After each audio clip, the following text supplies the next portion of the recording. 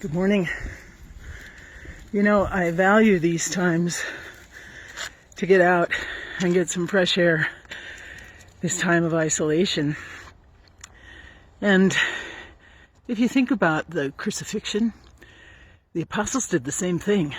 Right after the crucifixion, they went into isolation. They actually huddled together away from everybody else out of fear.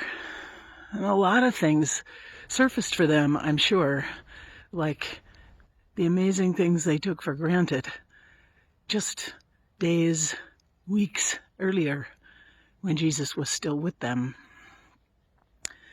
Isolation for us also can bring out fear or heighten fear that's already existing. And sometimes fear is something that we don't want to talk about. Often we don't want to talk about it. Other times, fear is something that we actually might wall off within ourselves, actually might hide even from ourselves. And the story of the resurrection, the story of Jesus after the crucifixion, is that perhaps this room that his friends huddled in, were isolated in, is very much like the walls behind me. I don't think there was wood paneling in those rooms. I think really the room in which they hid was very much made of stone.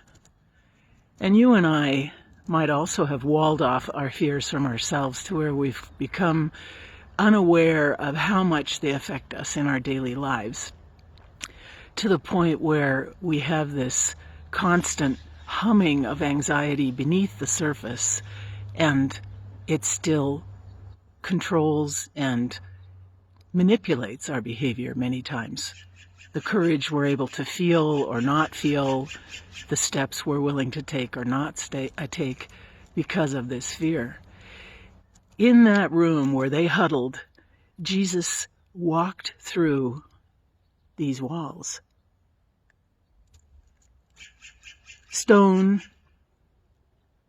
was not an obstacle for him. What if today we looked at the things we fear, and what if today we tried to allow Jesus to walk through those walls, to actually breach the walls around our fear? Think about that thing that you're most fearful of. Bring it to the surface. Offer it to Jesus. And then I think that perhaps the greatest message of resurrection for us at Easter time is, I love you. And maybe the second greatest message is the words that he spoke when he breached the walls of that room with the apostles. The first words he spoke to them after they saw him for the first time. Do not fear. Don't be afraid. I've got you. Not even these walls are enough to keep me away.